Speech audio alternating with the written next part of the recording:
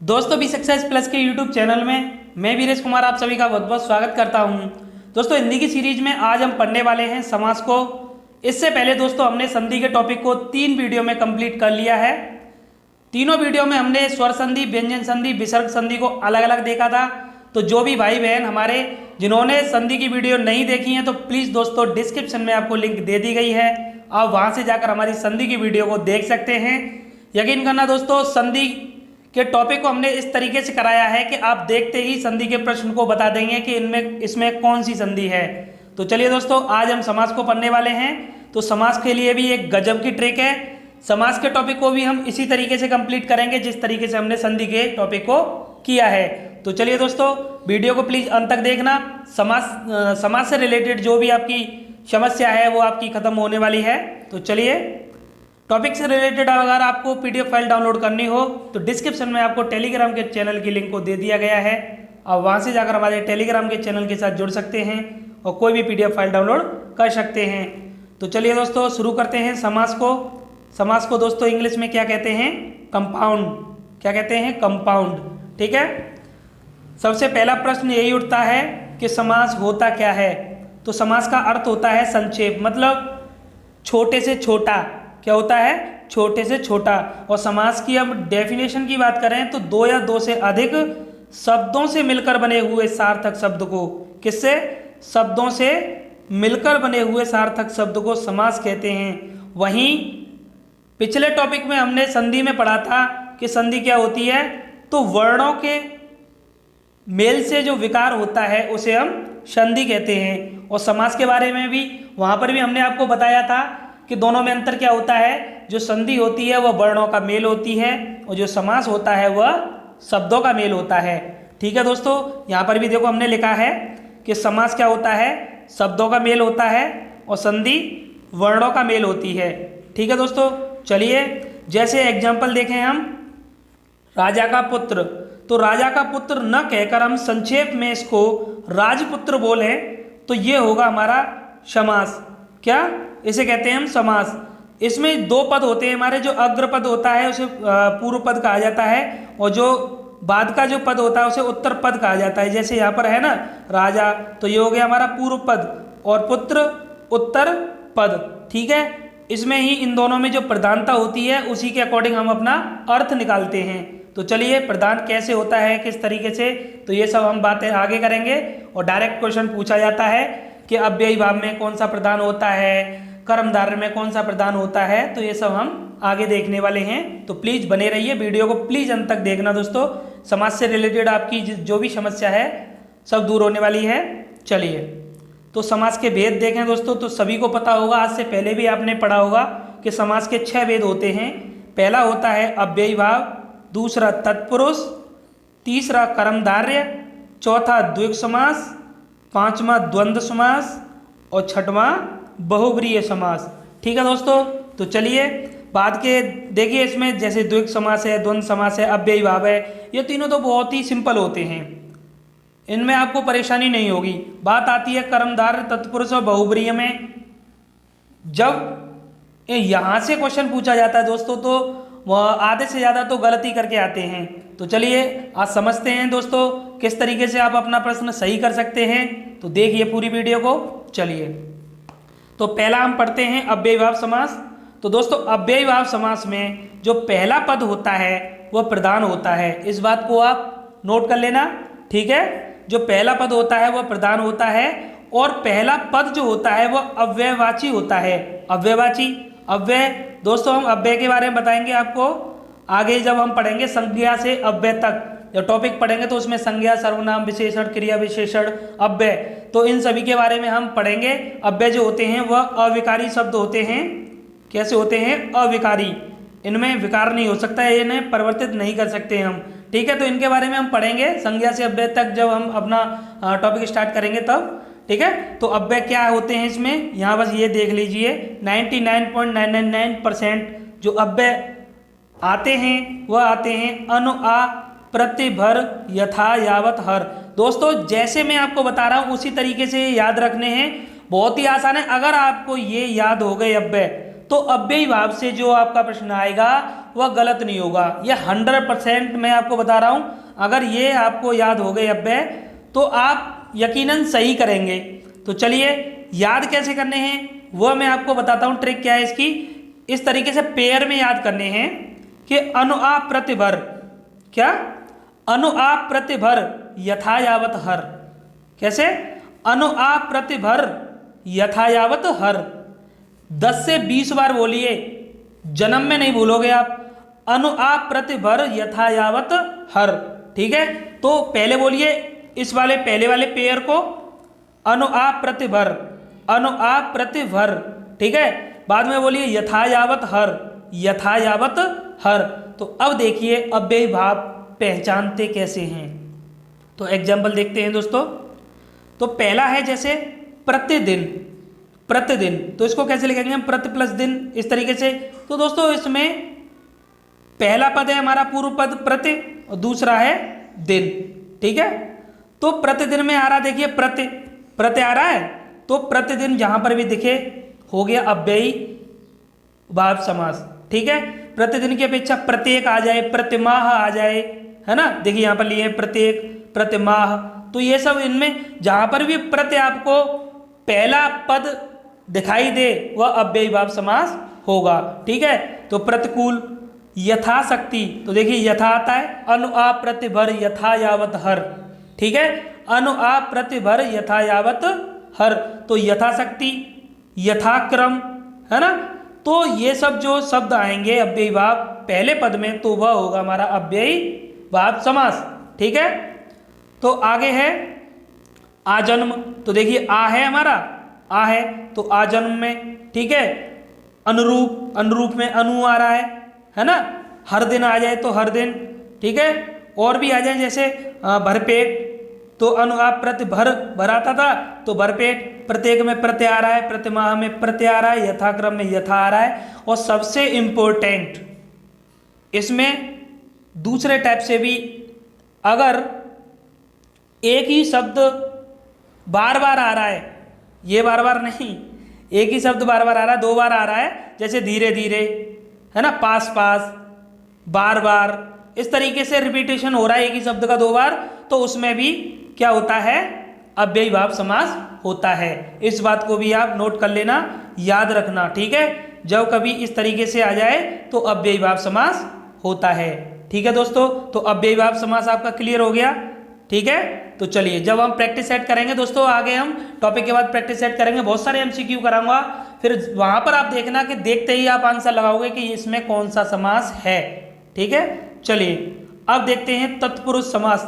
सबसे टिपिकल यही पड़ता है, एक ये कर्मधार और बहुब्री, इसमें डिफरेंस करना ना थोड़ा कठिन हो जाता है, ठीक है दोस्तों। तो कठिन कुछ नहीं होता है, देखिए समझिए, ठीक है। तो तत्पुरुष समास में क्या होता है दोस्तों, तत्पुरुष समास में उत्तर पद प्रधान होता है, जो बाद का पद होता है वह प्रधान होता है, ठीक है। उसके बिना अर्थ संभव नहीं है। और दोस्तों उससे पहले जो पूर्व पद होगा उन दोनों के बीच में कारक का प्रयोग होता है। अब आप कहेंगे कारक क्या होते हैं, हैं? तो कारक शायद आपने पढ़े होंगे, ऐसी बात नहीं है। कारक क्या होते हैं, कारक वो होते हैं जो कर्ता क्रिया कर्म के संबंध को जोड़ते हैं।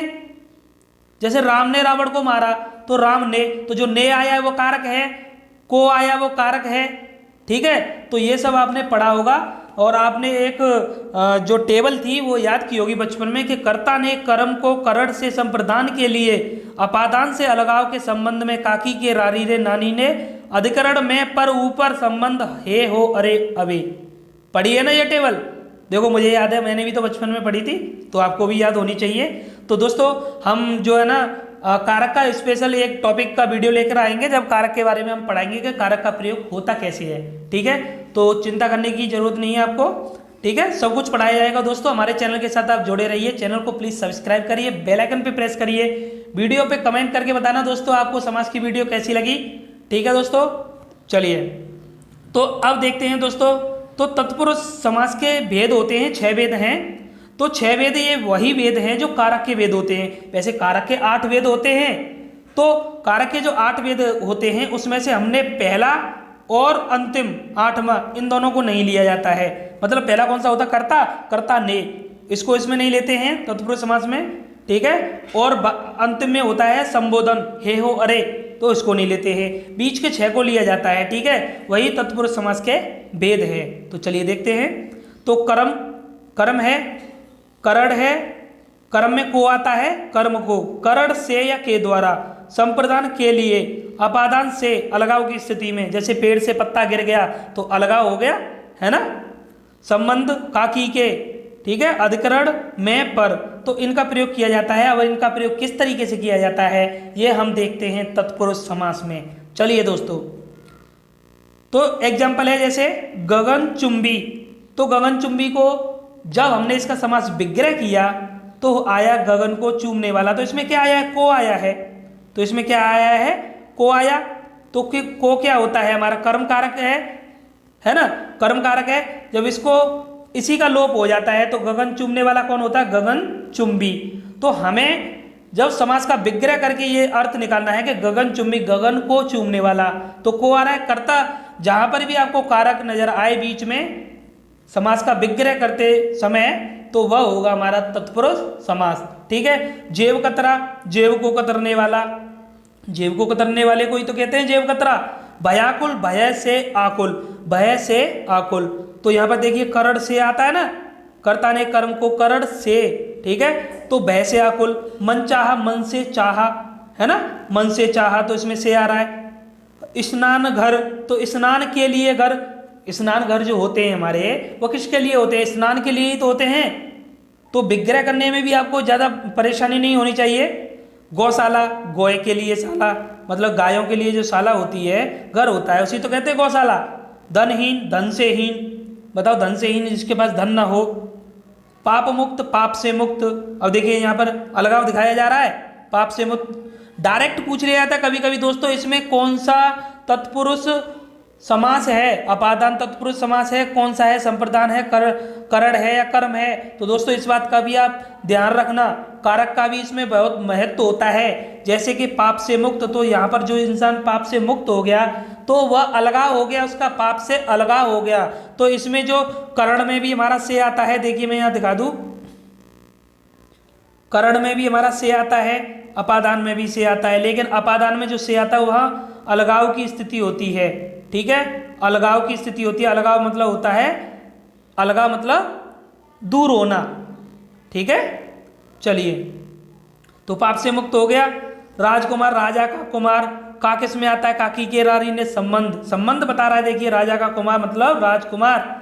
पुरुषोत्तम, पुरुषों में उत्तम, तो अधिकरण में, पर, ऊपर, ये सब किस में आता है, अधिकरण में। तो ये अधिकरण, अधिकरण तत्पुरुष समास होगा। तो डायरेक्ट इस तरीके से भी पूछे जाते हैं। तो दोस्तों इस बात का भी आप ध्यान रखना। कारक और पढ़ा देंगे हम आपको, तो कारक का टॉपिक जब आपका कंप्लीट हो जाएगा तो और आसानी होगी, ठीक है ना। तो वैसे आपकी समझ में आ रहा होगा, आई होप कोई दिक्कत नहीं होगी आपको। अगर आपको कोई भी परेशानी है तो प्लीज़ कमेंट बॉक्स में आप अवश्य बताएं। और देखते हैं थोड़े एग्जाम्पल। जैसे देश निकाला, तो देश से निकाला, है ना। दीनानाथ, दीनों के नाथ। राजपुत्र, राजा का पुत्र। शोकग्रस्त, शोक से ग्रस्त। डाक गाड़ी, डाक के लिए गाड़ी, है ना। तो इस तरीके से आपको समास विग्रह करना है। जहां पर भी कारक बीच में नजर आए तत्पुरुष समास होगा। ज्यादातर भी जो परीक्षा में पूछे जाते हैं प्रश्न, वो तत्पुरुष समास ही आता है। वो जब टिपिकल करना होता है प्रश्न को, तब दिया जाता है कि संबंध तत्पुरुष है, संप्रदान तत्पुरुष है, या कर्म तत्पुरुष है, या कौन सा अधिकरण तत्पुरुष है, तब इस तरीके से दिया जाता है। वरना डायरेक्ट यही पूछा जाता है कि तत्पुरुष समास है या नहीं है, ठीक है। तो ज़्यादा घबराने की जरूरत नहीं है। चलिए दोस्तों, नोट पॉइंट में मैं बता दूं, तत्पुरुष समास में कुछ अन्य टाइप भी होते हैं। तो जैसे नए तत्पुरुष समास होता है, यहाँ से ही ज़्यादा प्रश्न पूछा जाता है। वैसे और भी होते हैं, अलुक होता है, प्रादि होता है, तो मैंने वह सब नहीं लिया है। अगर इतना नहीं है टिपिकल, जैसे कि आते हैं पर आते नहीं है, वो ज़्यादा नहीं आते हैं। नए तत्पुरुष समास ज़्यादा पूछा जाता है। तो इसमें होता क्या है कि जिस समास के पूर्व पद में नकारात्मक शब्द लगे हों, जैसे अ, अन, न, ना, गैर आदि, अरे इन्हें छोड़िए, ठीक है, इन्हें छोड़िए। नकारात्मक शब्द, जहां पर भी नकारात्मक भाव प्रकट होगा वह नए तत्पुरुष समास होगा, नए तत्पुरुष समास होगा। कैसे, चलिए देखते हैं। जैसे अधर्म, जैसे अधर्म, तो अधर्म क्या है, नेगेटिव टी को दर्शा रहा है, नेगेटिविटी को दर्शा रहा है। तो यहाँ क्या होगा, नए तत्पुरुष समास होगा। अनिष्ट, नेगेटिविटी को दर्शा रहा है, अनदेखा। जहाँ पर भी दोस्तों अ होता है ना, वह वैसे भी नेगेटिविटी को ही दर्शाता है। सदिश अदिश, है ना, समान असमान। तो जो अ लगा होता है यह हम उसमें भी देखेंगे विलोम शब्द में, जहाँ पर भी अ आता है वो नेगेटिविटी को ही दर्शाता है। ठीक है, तो पहचान कर लोगे आप। अनहित, है ना, नापसंद, जो पसंद ही ना हो, नापसंद ये भी नेगेटिविटी को दर्शा रहा है। अनावश्यक, जो आवश्यक ना हो, है ना। तो नए तत्पुरुष के ये कुछ एग्जाम्पल हैं। अशुद्ध, जो शुद्ध ना हो। ठीक है, तो नए तत्पुरुष और भी होते हैं दोस्तों इसमें, जैसे प्रादि तत्पुरुष होता है, तो मैं यहाँ पर आपको बता देता हूँ। ठीक है, तो याद रखना प्रादि तत्पुरुष में क्या आता है, प्र आता है पहले। क्या आता है, प्र आता है पहले। और भी दोस्तों प्रादि तत्पुरुष के अगर एग्जाम्पल की बात करें, चलो एग्जाम्पल भी मैं आपको बता देता हूँ। जैसे प्रमाण, है ना, प्र आ रहा है इसमें, प्रमाण, प्रचलित, है ना। तो याद रख लेना, अगर नोट करना चाहो तो नोट कर सकते हैं। प्रमेय, प्रखर, है ना। तो इस तरीके से जहाँ पर भी प्र आएगा पहले लगे हुए, तो वहाँ पर होगा हमारा प्रादि तत्पुरुष। एक होता है अलुक तत्पुरुष, अलुक, अलुक तत्पुरुष होता है, अलुक तत्पुरुष होता है। तो दोस्तों उसमें क्या होता है, दो एग्जाम्पल मैं आपको बता रहा हूं, उन्हीं को आप याद रखना। ठीक है, अलुक तत्पुरुष में युधिष्ठिर, युधिष्ठिर कभी कभी पूछ लिया जाता है। ठीक है, युधिष्ठिर और मनसिज, मनसिज, मनसिज। ठीक है, तो इन दोनों शब्दों को आप याद रखना अलुक तत्पुरुष में। ठीक है दोस्तों, तो वैसे तो यहीं से ज़्यादातर पूछे जाते हैं, फिर भी अगर आ जाता है तो आप नोट कर लेना। ठीक है दोस्तों, चलिए कर्मधारय समास तीसरा अगर देखते हैं हम, तो कर्मधारय समास में दोस्तों क्या होता है, ये समास विशेषण, विशेष्य और उपमान उपमेय की स्थिति के अनुसार बनते हैं। कैसे, विशेषण, विशेष्य और उपमान उपमेय की स्थिति के अनुसार बनते हैं। इस समास में एक पद विशेषण होता है, दूसरा विशेष्य होता है। तो दोस्तों विशेषण विशेष्य का भी टॉपिक हम अलग लेकर आएंगे एक वीडियो में, तो वहां पर हम पढ़ेंगे विशेषण क्या होता है, विशेष्य क्या होता है। यहाँ पर मैं आपको बता देता हूँ विशेषण क्या होता है और विशेष्य क्या होता है।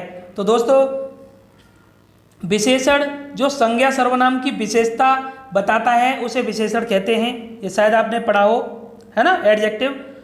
और विशेष्य क्या होता है, जैसे मैं एग्जांपल से आपको बताऊं कि अच्छी किताब, अच्छी किताब। तो दोस्तों यहां पर बात करें विशेषण और विशेष्य की, तो जो संज्ञा सर्वनाम की विशेषता बताता है उसे विशेषण कहते हैं। तो यहाँ पर संज्ञा क्या है, हमारी किताब है, इसकी विशेषता बता रहा है कौन, अच्छी। तो अच्छी क्या होगा, यहाँ पर विशेषण होगा। और जिस शब्द की विशेषता बताई जाती है वह विशेष्य होता है, तो किताब क्या होगा, यहाँ पर विशेष्य होगा। ठीक है, जो संज्ञा या सर्वनाम यहाँ पर यूज होता है वही विशेष्य होता है। विशेष्य हमेशा संज्ञा या सर्वनाम ही होता है। ठीक है, जो विशेषता बताता है वह विशेषण होता है, जिसकी विशेषता बताई जाती है वह विशेष्य होता है। इन दोनों का ही भाव होता है हमारे कर्मधारय समास में, और इससे ही हम पहचान करते हैं। ठीक है दोस्तों, चलिए कभी कभी दोस्तों क्या होता है, इसमें दोनों पद विशेषण भी आ जाते हैं, दोनों पद विशेष्य भी आ जाते हैं, लेकिन उत्तर पद हमेशा प्रधान होता है। ठीक है, कर्मधारय समास में भी उत्तर पद हमेशा प्रधान होता है। तो इन दो पॉइंटों को भी आप याद रखना दोस्तों, कौन से समास में कौन सा पद प्रधान होता है। ठीक है, चलिए जैसे महात्मा, दीर्घायु, महाराज। यहाँ पर देखें महात्मा, तो महात्मा में आत्मा को बताया गया है कि आत्मा कैसी है, महान है। महात्मा, महात्मा में क्या बताया गया है कि जो आत्मा है कैसी है, महान है। ठीक है, तो उत्तर पद क्या होगा, इसमें आत्मा होगी, तो आत्मा प्रधान है, प्रधान है कि नहीं, कि बताया जा रहा है ना आत्मा के बारे में कैसी है, महान है। तो दोस्तों इसमें विशेषण विशेष्य की जो है भाव प्रकट हो रहा है, इसको कैसे लिखेंगे, महान धन आत्मा लिखेंगे। तो यहाँ पर देखिए आत्मा के बारे में बताया जा रहा है कैसी है, महान है। तो महान क्या हो गया, विशेषण हो गया, और आत्मा क्या होगी, विशेष्य हो गई या नहीं होगी, तो यही तो बताया गया था। ठीक है दोस्तों, पहचान करने का सबसे अच्छा तरीका है, कंफ्यूज होने की जरूरत नहीं है। जिस तरीके से आप कंफ्यूज होते हो तत्पुरुष समास में, कर्मधारय में और बहुब्रीहि में, आज आपकी परेशानी दूर होने वाली है दोस्तों। बड़े ध्यान से देखना, ध्यान से समझिए कि किस तरीके से हम पहचान करते हैं। अभी पीछे देखा था तत्पुरुष में हम कैसे पहचान करते हैं कि वहां पर जो बीच में कारक का प्रयोग किया जाता है, क्या इसमें कारक का प्रयोग कर सकते हैं आप, महात्मा, महात्मा में बताइए, हैं महानों की आत्मा करोगे इसको, बताइए क्या क्या करोगे इसको विग्रह करने पर, आप इसके मतलब कारक का प्रयोग करके दिखाइए, इसमें नहीं होगा ना। महान आत्मा यही होगा ना, महान आत्मा, तो महान धन आत्मा, तो इसमें विशेषण विशेष्य का भाव प्रकट हो रहा है, तो ये होगा हमारा कर्मधारय समास। ठीक है। और दोस्तों जैसे आगे है दीर्घायु, तो आयु कैसे है, दीर्घायु, लंबी आयु, है ना, महाराज, है ना। अब इन शब्दों में क्या हो रहा है, विशेषण प्लस विशेष्य आ रहा है, पहले विशेषण आ रहा है फिर विशेष्य आ रहा है। मैंने आपको बताया था कहीं कहीं पर दोनों विशेषण भी आ सकते हैं, दोनों विशेष्य भी आ सकते हैं। ठीक है, तो देखते हैं उसी तरीके से यहाँ पर एग्जाम्पल्स लिए गए हैं दोस्तों। आपको बहुत ही अच्छे तरीके से इस तरीके से कंटेंट प्रोवाइड कराया जा रहा है कि आपने शायद पहले इस तरीके से पढ़ा हो, ये मुझे पता नहीं है कि आपने किस तरीके से पढ़ा है, लेकिन आप यहाँ से हमारे चैनल से आप हिंदी पढ़ोगे तो यकीनन आपका रिजल्ट अच्छा ही रहने वाला है दोस्तों। इससे पहले हम हिंदी वर्णमाला, वर्तनी शुद्धि और विराम चिन्ह और संधि के टॉपिक को कंप्लीट कर चुके हैं और सभी के प्रैक्टिस सेट भी लगा चुके हैं, क्योंकि हमारी स्ट्रेटजी यही है, पहले हम टॉपिक कंप्लीट कराते हैं, फिर उसके बाद में उससे रिलेटेड प्रैक्टिस सेट जितने भी एमसीक्यू होते हैं सभी को कराते हैं, फिर वहाँ पर देखते हैं कि आपने क्या सीखा था। ठीक है दोस्तों, चलिए तो बने रहिए हमारे चैनल के साथ। प्लीज़ दोस्तों हमारे लिए 5 मिनट का आप समय दे सकते हैं। कैसे कि पहले तो आप चैनल को सब्सक्राइब करें, बेल आइकन पे प्रेस करें, ठीक है, कमेंट करके बताएं कि आपको ये वीडियो कैसी लग रही है।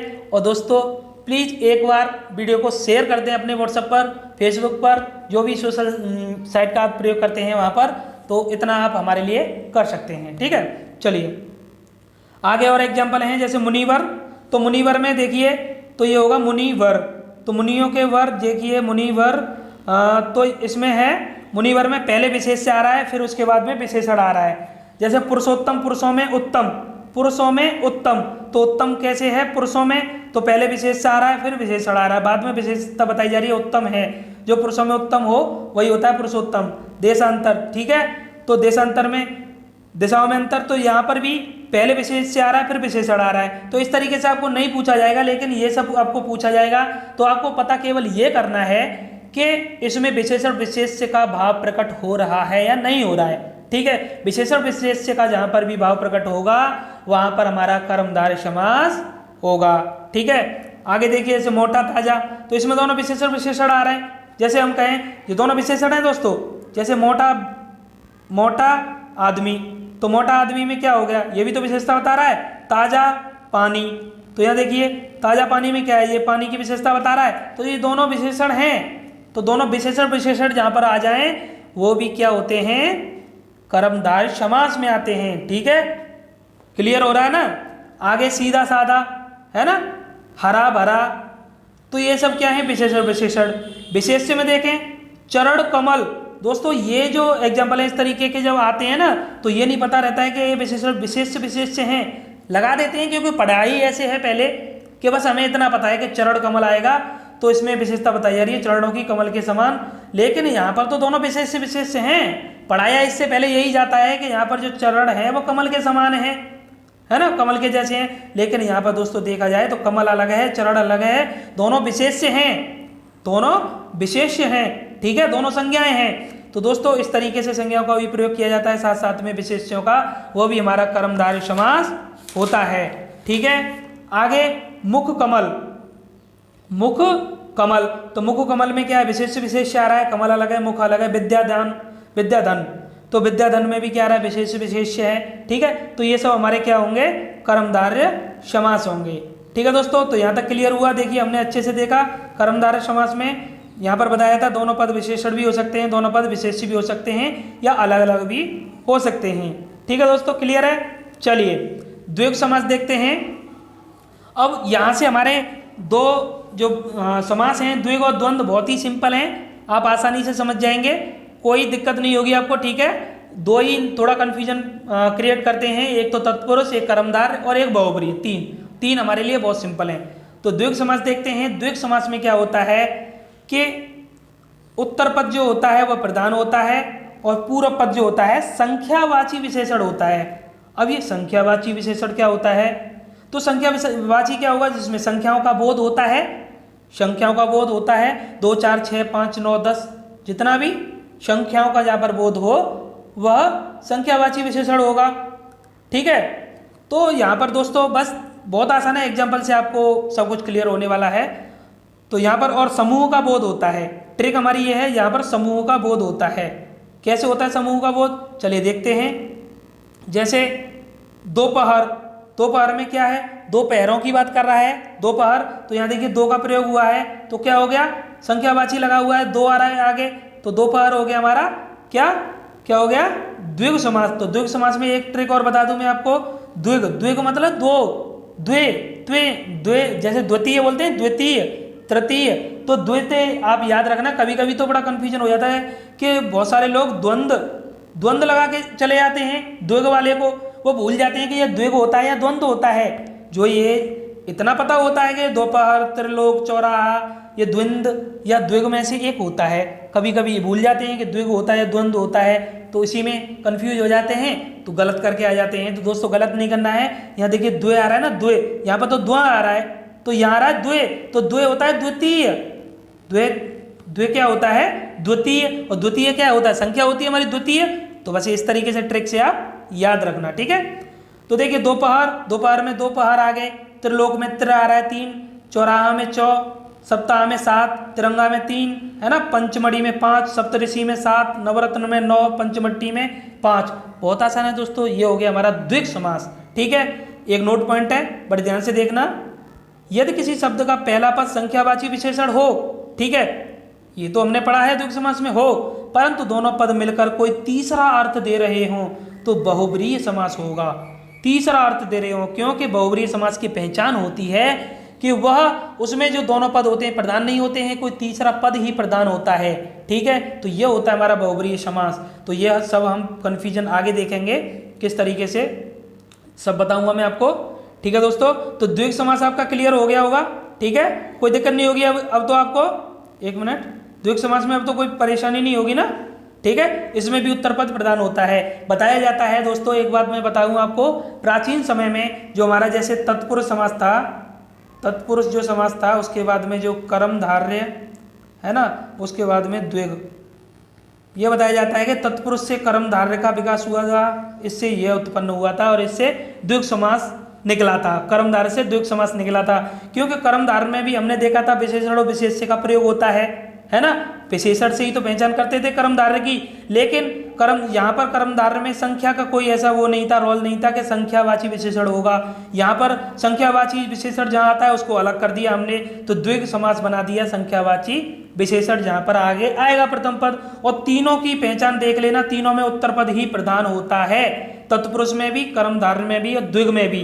तो जो तत्पुरुष से ही निकला माना जाता है कर्मधारय को, कर्मधारय से निकला माना जाता है द्विग को, ठीक है। तो जो कंफ्यूजिंग पॉइंट थे दोस्तों अब नहीं पूछे जाते हैं, अब तो डायरेक्ट बस क्वेश्चन पूछा जाता है कि कौन सा समास है। तो अब हमारे वेद 6 हो चुके हैं, तो हमें तो 6 पढ़ने हैं, ठीक है। चलिए आगे देखते हैं द्वंद्व समास, इसकी भी ट्रिक देखेंगे दोस्तों, कंफ्यूजन नहीं होगा आपको कि द्विग समास होता है, द्वंद्व समास होता है, ठीक है दोस्तों।